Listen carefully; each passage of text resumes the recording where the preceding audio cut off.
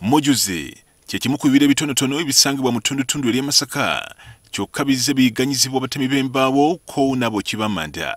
Ekibira kino kiri wansi w'ekitongole kivunaanyizibwa ku bibira ki NFA era nga kikumibwa kyokka wazze wabaawo okwemulugunya ku ngeri gyekisaanyizibwawo mu mpolampola. Ng'ayagala okwezuulira ekituufu, RDC w'e Masaka Haman Ssentongo akedde kuba ku lubu lwa kigere mu kibira kino era ng'abadde awerekeddwa akabi by'okwerinda. Nga batuuse mu kifo kino basanze waliwo emiti egyatemeddwa edda era nga waliwo ne pikipiki erowoozebwa okuba nga yabadde egenda okweyambisibwa okutambuza emiti gino. Wanavunaanyizibwa okukuuma ekibira kino Rogers Abigaba n'abalala babiri bakwatiddwa bagende bannyonnyole ku ngeri emiti gye gyatemeddwamu. Weyabaire yakuba abasoga ebikajjo byamwe bijja omuliro nze nafuna nono piki twajja kubikado twazikiza Chairman jangu bano bagamba mbawayiriza babadde bazikiza muliro gwa bikajjo. They have arrested me. Nani?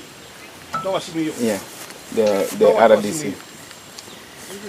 Because I was talking to my boss.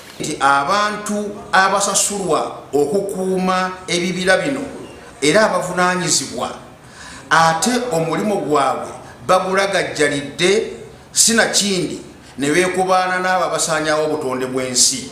Akulira ekitongole ky'NFA mu bitundu by'e Masaka David Sebugwabo yegganya ebyogerwa nti ab'ekitongole kino abandikoze ogw'okukuuma ebibira nti ate bali mu kubimalawo ng'ono omusanga kutadde ku batuuze bagamba nti batema emiti. Ate nga abasala emiti bantu ba kitundu kebabe nga bayambibwako basitaafu abamu naye ojja kwesanga nga okyetoolodde nti ensonga ezo zirimu bantu ba kitundu ekyennyini baana ba bitundu babeera ku kibira bw'omugoba mu kibira leero enkyasobola okuddayo.